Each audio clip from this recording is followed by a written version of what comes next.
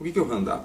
Roundup é um herbicida. Herbicida é um agrotóxico que mata a planta. Agrotóxico é uma substância química ou biológica que mata alguma praga agrícola, como mato, inseto ou fungo, por exemplo. Como o herbicida Roundup funciona? O ingrediente ativo do Roundup tem um mecanismo de ação que inibe uma enzima e a planta morre. O ingrediente ativo é uma molécula ativa que age em algum organismo por um mecanismo de ação. O mecanismo de ação é a forma com que essa molécula ativa ou ingrediente ativo inibe ou ativa alguma coisa no organismo. Por exemplo, o Tilenol é um remédio para dor de cabeça. O Tilenol tem um ingrediente ativo chamado paracetamol e seu mecanismo de ação é inibir a dor de cabeça. Outro exemplo, Baygon. Baygon é um spray de inseticida que você usa para matar barata na sua casa. O Baygon tem um ingrediente ativo chamado clorpirifos. E o seu mecanismo de ação não é inibir dor de cabeça, né? É inibir as funções vitais da barata, e ela morre. O Roundup tem um ingrediente ativo chamado glifosato, que inibe uma enzima da planta e ela morre. A enzima é uma proteína que acelera algum processo metabólico. A enzima é como a colher que você usa para misturar o Todd. Você poderia acordar de manhã e tomar café e simplesmente jogar o pó no leite, mas aí você acabar tomando esse Todd na hora do almoço. Então,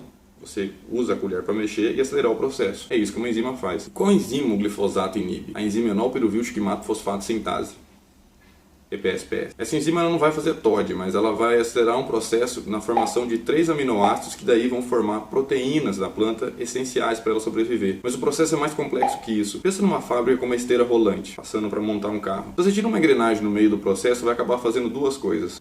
O carro vai ficar incompleto daí para frente. E 2, vai começar a acumular carro dali para trás, porque você interrompeu o processo na metade. Ou seja, sem enzima, a planta dali para frente não forma mais aminoácidos. Sem aminoácidos, sem proteína e a planta morre. E dali para trás, as substâncias que a enzima iria sintetizar agora vão acumular, porque você inibiu a enzima. Quando uma substância se acumula numa planta, numa quantidade muito grande, a planta acaba se intoxicando e morre. Ou seja, o Roundup é um herbicida com ingrediente ativo chamado glifosato. O mecanismo de ação do glifosato é inibir a enzima EPSPS. Sem essa enzima, a planta não produz proteínas necessárias para sobreviver e acumula substâncias que se tornam tóxicas na planta.